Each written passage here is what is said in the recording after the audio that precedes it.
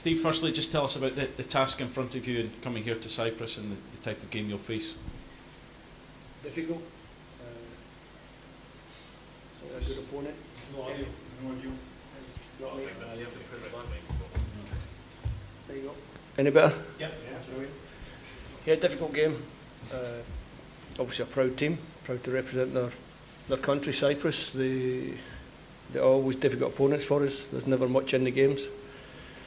2 late goals at Hampden probably put a little gloss on the scoreline that we didn't deserve at the time. So no, we expect a tough game.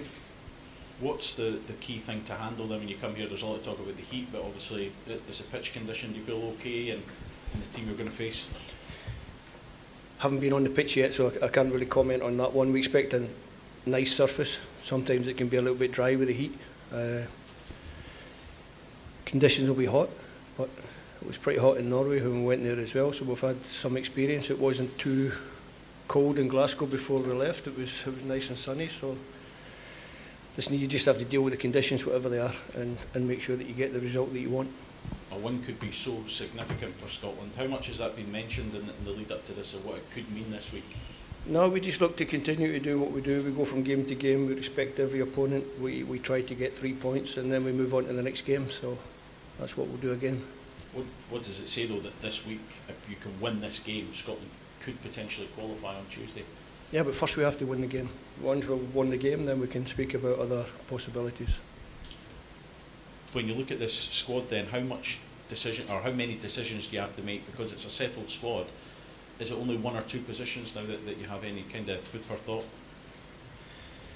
I think over the course of any campaign there's going to be squad rotation, because people will pick up injuries, people will fall out of form, so there's always going to be squad rotations. The squad is pretty settled. It's something that we've tried to do for a number of camps now, is to have a very settled squad.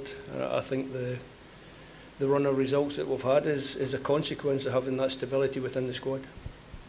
Just where is the mood and the confidence in this squad at the moment? Just with the momentum we've already built up, where are we sitting at the moment for you? No, obviously the players are in a good place.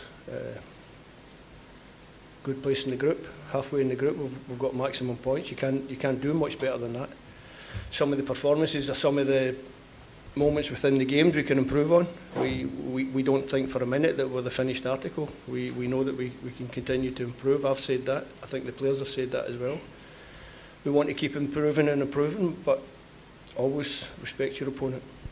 Speaking to the Tartan Army today, down by the beach, they're just loving life at the moment with their squad travelling across Europe and winning games.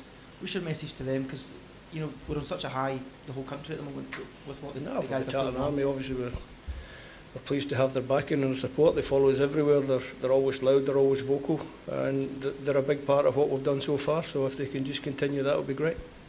Just how exciting a prospect is this whole period at the moment, and what could lie ahead for yourself and the squad? I'm not really the excitable type. I'll just concentrate on the game coming up. Be a bit of an interesting one tomorrow, just with the fact that you'll have such a big backing in the stadium from Scotland supporters, probably more Scotland supporters than Cyprus supporters. Can that be a big help? If you've got a good support, it can always help. It can always give the players a little bit of belief, but I'm sure there'll be enough Cypriots in the stadium that are desperate for their team to do well as well, so it should be a good atmosphere and hopefully a good game. Just on Elliot Anderson, obviously having to drop out the squad, is that a disappointment that you're not getting a chance to work with him across this week? Obviously, that's why we brought him into the squad. Disappointing to lose Elliot and Liam on the same day, but part and parcel of international football. You just deal with it. Obviously, we had to replace Liam because couldn't come with 2 goalkeepers, so we brought in young Robbie, he's been part of the squad before. He understands. Didn't need to replace Elliot because I've got enough midfield players. I think some people might look at that and then fear about international allegiances and anything like that. Is that not a fear for you at all? It's not something I can control, so there's not a lot I can do about it. Steve, have you been surprised at how successful the start to this campaign has been, and have you been surprised at the progress that you've made with this team over the last 2 or 3 years? No. I think when we qualified for Euro 2020, I remember saying that we would be a better squad and a better team coming out the back of that. I think we've proved that. I think we've continued to improve. I said there's improvement in the squad we did improve, we have improved, and I still think there's more improvement in the squad, so it's a pretty good place for us to be. I see you at games a lot, and you speak to some high-profile people in football, coaches, managers, people down south, and maybe beyond that. When you speak to these guys, do they give you an indication of how impressed they've been with your team and with the guidance you know, this team have, and the strides of improvement they've made since you've been the manager? Not really. We probably talk about different things. So no, listen, that's not something that I'm looking for as a person. I don't need the plaudits or the applause or whatever for what we're doing. I just want to work. I want to help these guys to be as good as they can be. And the conditions tomorrow, it's very warm, as you know. Do you think that'll play a part? Yeah, well, by the time when we came off the plane last night was the back of 10 local time, and the conditions were okay. Steve, hi there. Can I just get you to confirm on Elliot Anderson? I know you said it's out with your control about whether he chooses to switch allegiances or not, but did you seek any assurances from him at all? Can you tell us? No. He just went home. And on Lyndon Dykes, I know he hasn't played for Queen's Park Rangers. Is he here? Is he fighting fit? Because he's such a key player for you, isn't he? Yeah, he's trained. Obviously, hasn't played for over 3 weeks now, but he's trained. He's trained well since he came to the group. So he's available for the game. Do we have any questions from the Cypriot media?